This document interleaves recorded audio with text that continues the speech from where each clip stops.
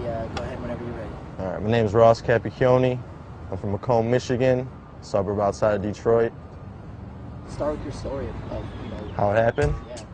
Well, it happened like I was a junior in high school, 17-year-old punk shit. Just doing my thing, skating, hanging out. What I mean is basically there's no... This kid supposedly was supposed to be my friend, and I knew this kid for 10 years prior before this day. He asked me, hey, can you give me a ride to my cousin's house, down in the D? All right, yeah, well, like what part? Like the west side or the east side? And he's like, the east side. And I was like, nah, man, I don't got no business on the east side, He's like, no, it's cool, man. Like the east side, that's like 7 Mile, like, it's like a third world country. The police, they won't stop and get out the car. They won't pull you over. If there's gunshots, they'll wait till everything's clear and they'll come pick your body up off the street and that's it.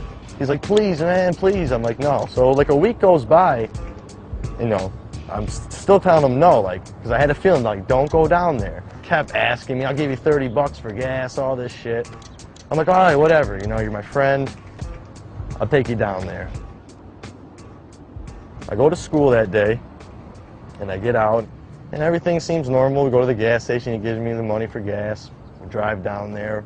So I get off, and it's just like, I get that eerie feeling like you're in the bad spot. When it's like broad daylight out, beautiful day like that today. And we're driving, and he's telling me where to go, and we pull out in the street, and there's people outside, and he's like, all right, that's the house right there. So he's like, pull around back in the back. Like when I turned the corner to go right, like I seen it was like caution, do not enter and all this shit, but I still, because I knew him for so long, I just thought, it's the D, it's, whatever. There was a fence, like a grass area, my vehicle, and then houses right there. So it was like, I wasn't in the middle of nowhere or anything. And like I get out, and he gets out, and it's only a couple seconds, I'm looking around. My ears are ringing, I'm like, man, that was close. And I kind of just glanced down, and my arm's just hanging off like a zombie. And I'm just looking at it, I'm like, yeah, this is, it's not real. And I kind of shake it off and look again, and it's just hanging off my arm. And I'm like, okay, then it kicks in, like blood, like flowing, like an animal. And then I look up, and this kid's just holding a shotgun, like 10 feet away from me, just holding it right at me. And I asked him, I said, did you shoot me? And he just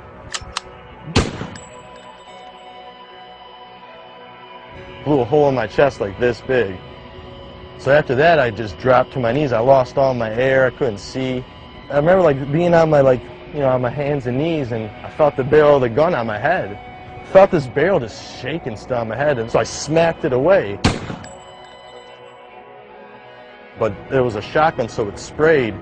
So it still hit me in the head really good, but it didn't blow my head off like a watermelon just to pieces. So after that, I got a little sight, and I was like, okay, I'm still moving. I don't know what's going on with my head, but I know I'm alive. And I remember I looked up, and he was just staring at me. And he took the butt of the gun and smashed me in the face with it. Knocks my teeth out. I fall back, but I could still see at this point, and I don't understand how I can see because I have so much damage to my lung and heart. I felt like these hands in my pocket digging for my car keys. When he's trying to grab my keys, I ended up on my stomach. And I look up and I see my Jeep Commander driving away, just driving away, flying away. And I said, okay, well, either I stay laid down in this spot right here and die, or I try to get up. So I try to push myself up, but take my left arm, take it right out. So gunshot to the chest bigger than a soup bowl, and then my head all mashed up. And I'm trying to push myself off the ground. Kept trying, and I'm like, all right, you know what, one more. I'm gonna try it one more time. And I pushed up, and then out of nowhere, I felt these arms from underneath me pick me up. And I remember swinging, trying to grab someone, and there was no one around. And I was just standing up still like a drunk, zombie, and I got this like a shove, someone shoved me from behind to go forward. I must have got about 7, 8 feet. I just fell straight down. Because I remember I hit the ground on my stomach. I'm like, all right, well, I went as far as I could. This shit's hurting too much. Let me just close my eyes and start relaxing. Sure enough, I closed my eyes and all the pain started going away. And then I'd wake up real fast and be like, this is not right. I just got shot 30 seconds ago. How's the pain stopping? And I'm like, don't worry about it. Go back to sleep. That's a good feeling when you're sleeping. So I'd pass back out a little bit, and then I'd be like dying, and then I'd wake myself up, like my own voice, third person. Hey man, get up, man, you're dying. And then like, I did that, and then I heard, hey, hey, and I like started hearing this guy, and he's like running over to me. So when I fell, there was like a probation officer at a stoplight, and he seen me fall out of the woods, like all bloody broad daylight. And then I felt his hand on my back, like, hey man, you're fine, don't close your eyes, you know, come on, the ambulance is coming, they're coming. And I'm like, man, like I just want to sleep, leave me alone, man. But then in my head I'm like, no, you don't, because if you fall asleep, you're sleeping forever.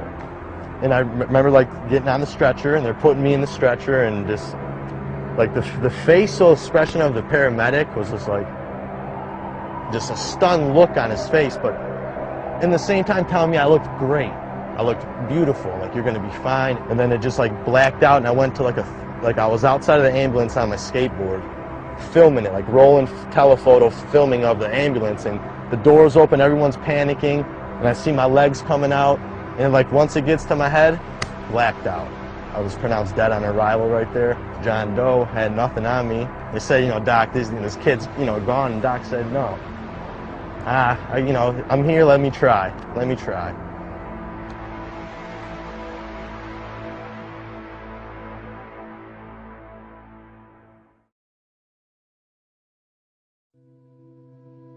Like when I was pronounced dead on arrival, like throw him in the body bag, he's dead. Like the doctor said no, like, you know, I'm gonna try to help him. This man doesn't know who I am.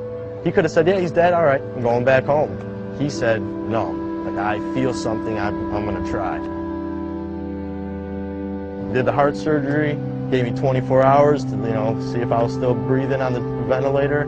After 24 hours, I was still alive. They fixed my arm and my head, and I woke up 3 days later. I remember like waking up, and it was still all white, like white everywhere, and I'm like, dead, dead. I'm 17, I'm dead. And then it starts to like come in, and it's like I see curtains, like a freaking oxygen tank, and I'm like starting. And then out of nowhere, bam, perfect vision again. I'm in a hospital, and then I'm like tied down to the bed because I got the breathing tube in me. I got this thing pumping air into my lungs, so I start freaking out. There's a nurse there the whole time though. I didn't even notice her because I was all tied down, and I just hear screaming like, he's awake, he's awake. And I see her like running out of the room, and then like running back, like 3 more nurses and the doctor, just this woman just coming around the corner flying, like throws her clipboard in the air, runs up to me, oh my God, you look beautiful. Like, and in my head I'm like, what do you mean? I look beautiful. I can't even, what's going on? Like, am I tied down? And then she's like, all right, 1, 2, and like on 2, she pulled that thing out of my throat, man. I got to breathe again, like real air, like, you know, of course I coughed up a ball of tar and BBs, but everyone was just looking at me like, you're alive, like you're breathing on your own right now. Like, what's your name? I don't know. What year is it? What? Who's the president?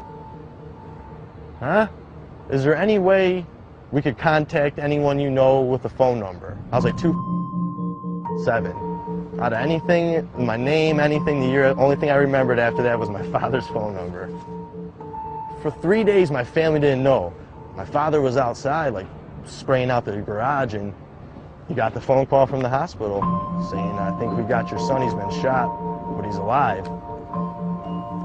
So, I don't know how my parents had it. I don't know how that feels, like you're a father. Like, so, I don't know, it chokes me up because, like, it's crazy, but they came down there, and I remember, like, I seen my mom come in and my dad, and I'm looking at him, I was like, Mom, you can't get mad at me right now. She's like, mad? You're alive, you're alive. After like the 4th day, they were like, all right, get up, you know, start walking, like, let's go. I'm like, let's go where? He's like, you're going home tomorrow. I'm like, it's been 5 days. He's like, dude, you're going home. What do you want to live in a hospital? You want to go live your life again? I'm like, sir, I got a hole in my chest the size of a teacup. He's like, listen, Ross, I'll give you a tip of advice. You live through this, you're going to be okay. Just go home, live your life, don't hang out with these kids anymore. After 5 days, they sent me home. So, like, I'm shot, you know? My parents are asking me questions. My dad's asking me, what are we going to do about it? And I'm like telling him, like, Dad, I know who did it, you know? The next day, like, out of a movie, like, these men in suits came in, and my dad's like, yeah, can I help you? And they pull out their, you know, badges and FBI, you know. They say the kid's name. And I'm like, yeah, I know him, that's who shot me. He's like, oh, could you identify him through a picture? I was like, of course. Pull out a picture of the kid. He said, that's him right there. He said, Ross, we have him in custody. I said, how? I just woke up like 2 days ago. I just learned how my name again, like how to talk. He's like, the day blank shot you, he called blank and told him. So this kid shoots me and calls his buddy and says, hey, I shot Ross, he's dead. The kid's like, no, you didn't, you're lying. Because imagine another 15-year-old kid saying to a 15-year-old kid, you know? So after they hang up, the kid he told calls the police on him. And he was met by a SWAT team right at his front yard. Got him. And like all I had to do was go to court and testify against him. I went in there, man, in a wheelchair, head still stapled, no teeth, 105 pounds because of all the blood I lost, arm cast, and I sat in front of 40 of his family and him, and he couldn't look me in the eye. He had his head down the whole time, and I had to tell my story like this to everyone. That was the first one. I had to go back to final sentencing, and that's when I was healed. Like, so I walked back in the courtroom the second time. He comes out in a purple suit, top hat, cane, and sunglasses. This is the kid who shot me at court, smiling. While his family cheers him on, says, like, way to shoot Ross, called me a coward because I was taking the justice route. Like, I didn't lower myself to his standards and go try to kill him. I spoke, and the judge, like, looked at this kid and said, you know, said his name, and he said, yo, Ross, thank you. And the kid just looked at the judge like, what do you mean? He's like, because if you would have killed Ross that day, you would have got life in prison. But since Ross is a warrior and survived, you get a second chance, and you just slam the gavel on him. He's like, go have fun in prison for 35 years. Well, I found out that the cause of the shooting was because he had a joint gang. That was his initiation was kill a random person. He had to pick someone, so he just thought I would be the guy to pick.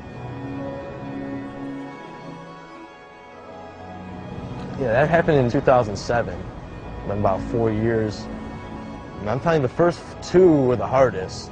It gets hard, like waking up and knowing like someone's trying to like shoot you down. You got to get through that every day. Like seeing people. Like I get on a bus, public bus, I'm freaking out the whole time. Like I don't trust anyone on the bus. For a while, my mother had to like take care of me as like how you do an infant, like washing, changing, feeding. Like I'm 17 years old and I got my mom bathing me. I can't move. I got no hand. I can't talk. I'm all weak. And my dad and mom were like, Ross, like come on, like the doctors say, like give it time. And then all my friends like coming to see me, hanging out with me. I started getting more positive.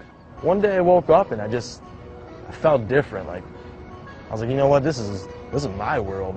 That's what I like every time in physical therapy, like I would try to do something, mess up, I'd be like, well, it's like a nollie backside flip. Like you're gonna mess up until you try it and land it. When I'd mess up, I'd be like, nollie backside flip, and then I'd get it. Like I'd do something with my hand and like put the thing in, and the doctor would be like, oh yeah, good job, like you did it. I'd be like, So I like started living my life as like skateboarding. It's been working. I'm very blessed.